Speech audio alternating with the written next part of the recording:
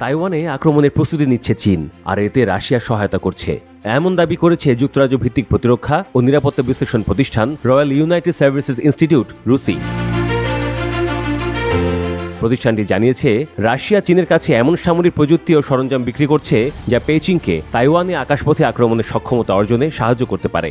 এই তথ্য উঠে এসেছে ব্ল্যাক মুন নামের একটি হ্যাকটিভিস্ট গ্রুপের মাধ্যমে ফাঁস করা প্রায় 800 পৃষ্ঠার গোপন রুশ নথিপত্রের বিশ্লেষণ থেকে। নথিগুলোতে রাশিয়া ও চীনের উচ্চ পর্যায়ের বৈঠক, মস্কো সফর, অর্থ প্রদান ও সরবরাহ সময়সূচি এবং অতি উচ্চতায় প্যারাসুট ব্যবস্থাপনা এবং আক্রমণ শ্রেণীর উভচর যানবাহনের বিস্তারিত উল্লেখ রয়েছে।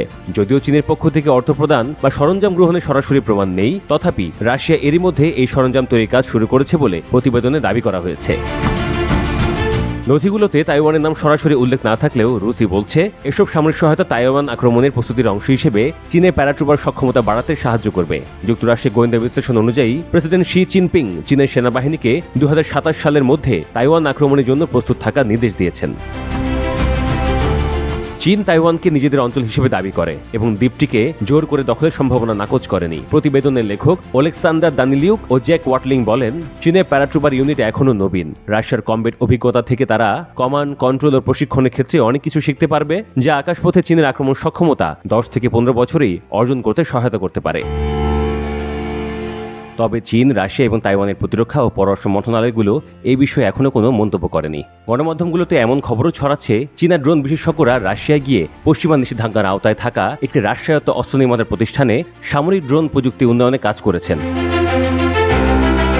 2 ইউরোপীয় নিরাপত্তা কর্মকর্তা এ তথ্য জানিয়েছেন এবং এ সংক্রান্ত কিছু নথিপত্র বার্তা সংস্থা রয়টার্সের হাতে এসেছে। এসব তথ্য অনুযায়ী গত বছরের দ্বিতীয় প্রান্তিক থেকে এ পর্যন্ত চীনা বিশেষজ্ঞরা অন্তত 6 বার রাশিয়ার রাষ্ট্রায়ত্ত অস্ত্র নির্মাতার প্রতিষ্ঠান IEMZ কুপল পরিদর্শনে গেছেন।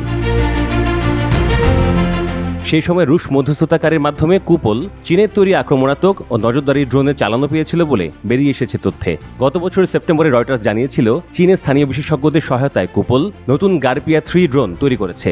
এবার রাশিয়ার ভেতরে সামরিক ড্রোনের পরীক্ষামূলক ও প্রযুক্তিগত কাজে চীনা বিশেষজ্ঞদের নিবিড়ভাবে জড়িত থাকার সুনির্দিষ্ট তথ্য প্রথমবারের মতো প্রকাশ করল সংবাদ মাধ্যমটি।